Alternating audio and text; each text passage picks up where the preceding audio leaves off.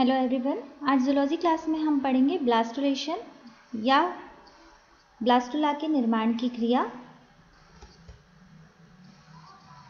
विदलन अर्थात क्लीवेज एक fractionating process है जिसके अंदर जायगोट या फर्टिलाइज एग जो है वो छोटी छोटी कोशिकाओं में विभाजित होता है या रूपांतरित होता है। इन छोटी छोटी कोशिकाओं को हम ब्लास्टोमियर्स कहते हैं। ये कोशिकाएं जो हैं ये एक टिपिकल डबलिंग सीक्वेंस में बनती है, जैसे कि 2, 2 से 4, 4 से 8, 8 से 16, 16 से 32 and 32 to 64। Early developmental stage के अंदर यानी कि जो विदलन की प्रारंभिक अवस्था होती है, इनके अंदर कुछ जियोमेट्रिकल रेगुलरिटी देखी जाती है, लेकिन जब बाद प्रोसेस विदलन की प्रक्रिया बाद में पहुंचती है तो उनके अंदर ये जो रेगुलरिटी है वो ख़त्म हो जाती है और ये एक इंटायरली इरेगुलर प्रोसेस हो जाता है।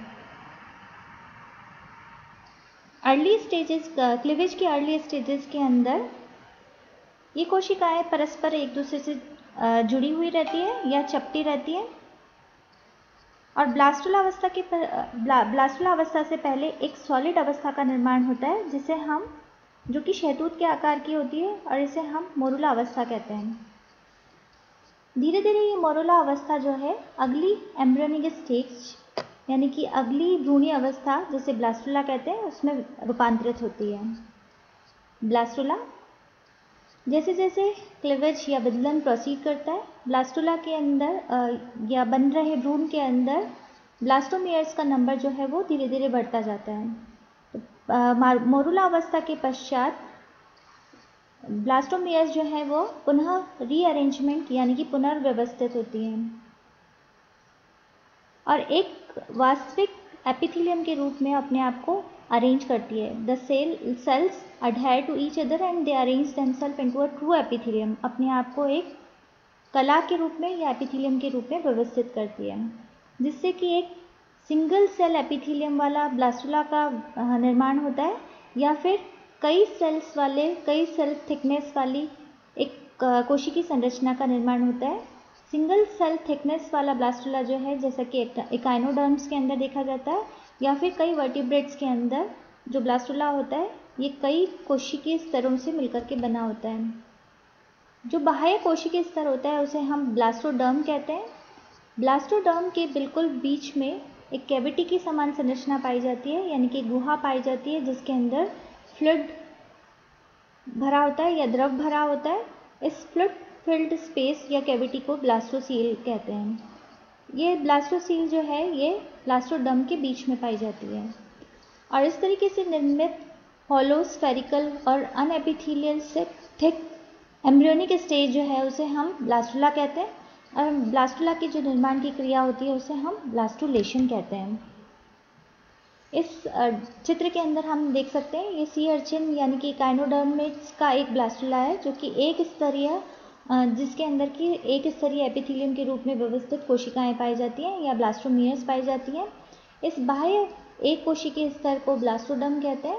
ब्लास्टोडर्म के बिल्कुल बीच में ये जो गुहा होती है जिसमें कि फ्लूइड यानी कि द्रव भरा होता है, इस गुहा को हम ब्लास्टोसील कहते हैं। इसी तरीके से ये जो ब्लास्टुला है ये फ्रॉग का ब्लास्टुला है जो कि कई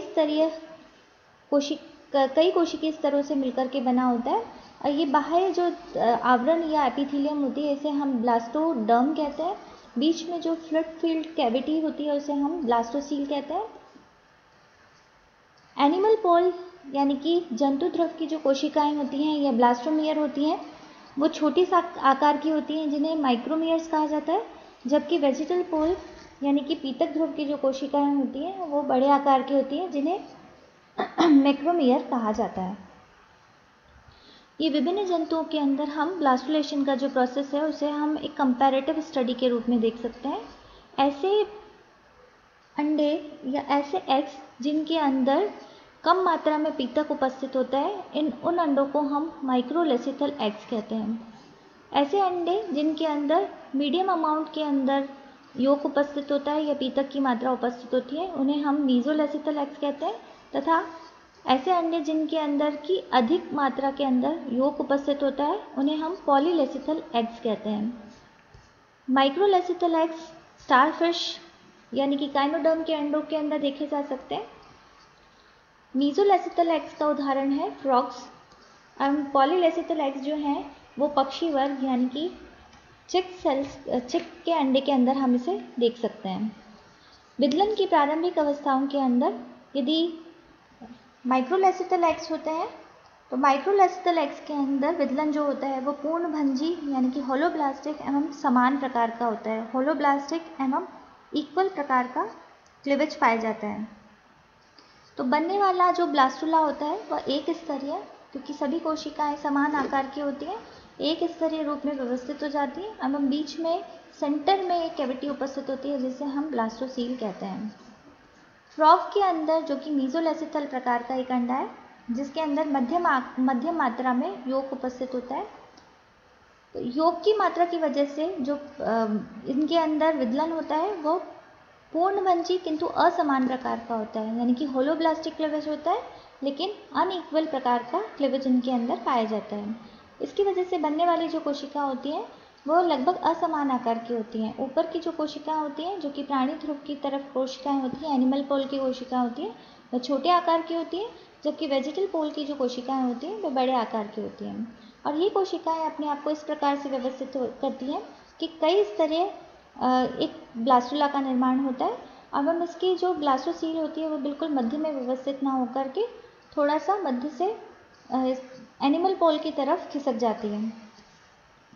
चिक कोशिकाओं के अंदर चिक यानी कि मुर्गी की अंडे के अंदर because it is a kind of polylecithal egg, ये एक प्रकार का बहुपित्तकीय अंडा होता है। पित्तक की मात्रा अधिक होने की वजह से जो कोशिकाओं का विभाजन होता है वह सिर्फ प्राणी ध्रुव की ओर व्यवस्थित रहता है, यह सिर्फ प्राणी ध्रुव की तरफ ही होता है। विदलन केवल प्राणी ध्रुव पर नियत हो जाता है और पीतक भाग जो होता है वो अविभाजित रहता है। इस प्रकार से एक डिस्क रूपी मोरुला का निर्माण होता है जो कि पीतक से जुड़ा हुआ रहता है और ये मोरुला ब्लास्टुला में कन्वर्ट होकर के डिस्को ब्लास्टुला बनाता है, यानी कि ब्लास्टुला का निर्माण एक डिस्क के रूप में यहाँ पर ऊपर की तरफ या प्राणी ध्रुव की तरफ होता है। अब देखते हैं हम टाइप्स ऑफ ब्लास्टुला। ब्लास्टुला जो है वो पीतक की मात्रा के आधार पर उनके अंदर क्लीवेज होता है और उसी के आधार पर विभिन्न प्रकार के ब्लास्टुला का निर्माण होता है, जैसे कि सीलोब्लास्टुला, स्टीरियोब्लास्टुला, पेरीब्लास्टुला या सुपरफिशियल ब्लास्टुला, डिस्कोब्लास्टुला एवं ब्लास्टोसिस्ट। सबसे पहले देखते हैं सीलोब्लास्टुला।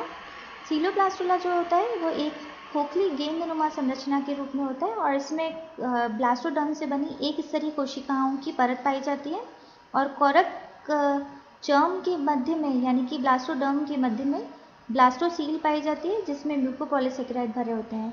जैसा कि हम पहले डायग्राम के अंदर देख चुके हैं, coeloblastula this is a kind of coeloblastula जिसके अंदर एक स्तरीय ब्लास्टोडर्म उपस्थित होती है और बिल्कुल मध्य में ब्लास्टोसील पाई जाती है। इसका एग्जाम्पल है काइनोडर्म्स, यानी कि जैसे कि सी अर्चिन का भी हमने एग्जाम्पल देखा या तारा मछली के अंदर इस प्रकार के ब्लास्टुला पाए जाते हैं।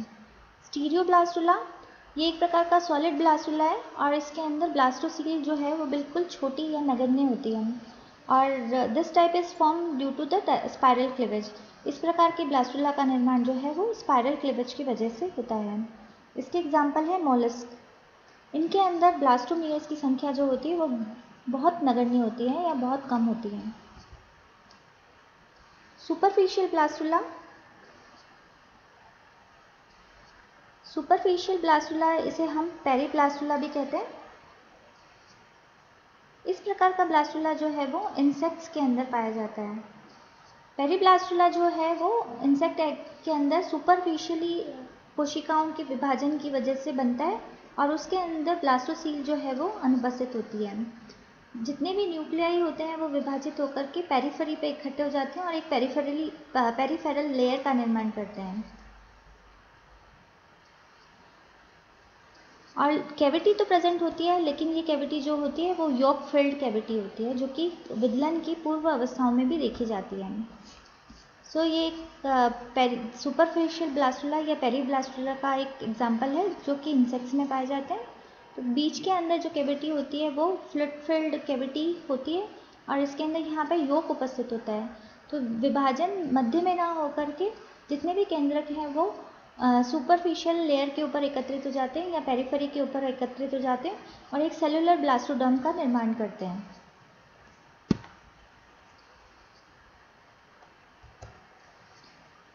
उसके बाद डिस्कोब्लास्टुला।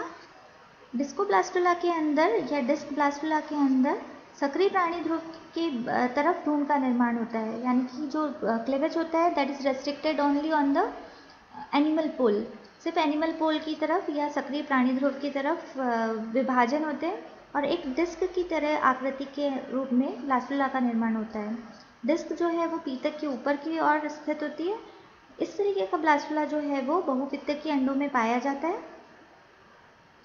बिम्ब की जो पृष्ठ की तरफ कोशिकाएं होती है वो पीतक विहीन एपीब्लास्ट का निर्माण करती है, जबकि बड़े आकार की जो कोशिकाएं होती है वो सब जर्मिनल कैविटी के अंदर एकत्रित होकर के हाइपोब्लास्ट का निर्माण करती है और दोनों स्तरों के बीच में एक दरार नुमा गुहा का निर्माण होता है जिसे ब्लास्टोसील कहते हैं।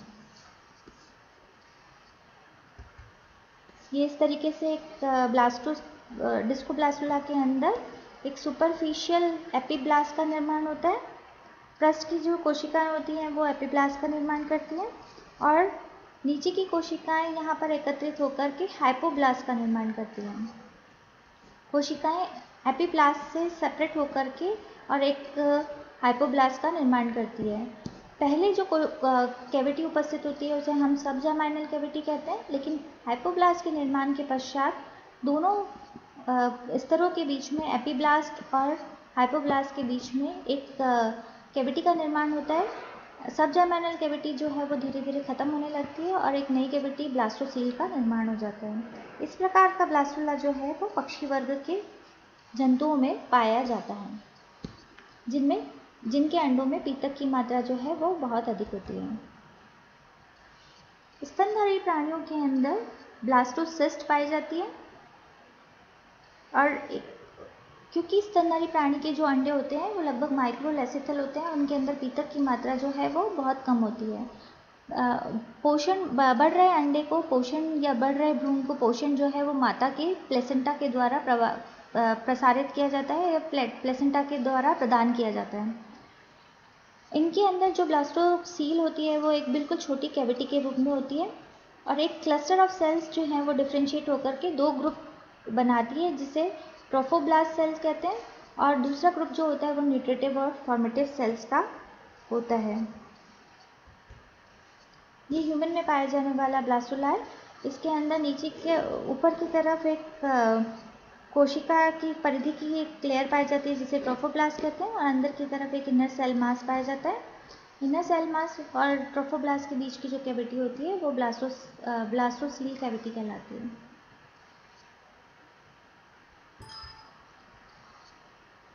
Thank you.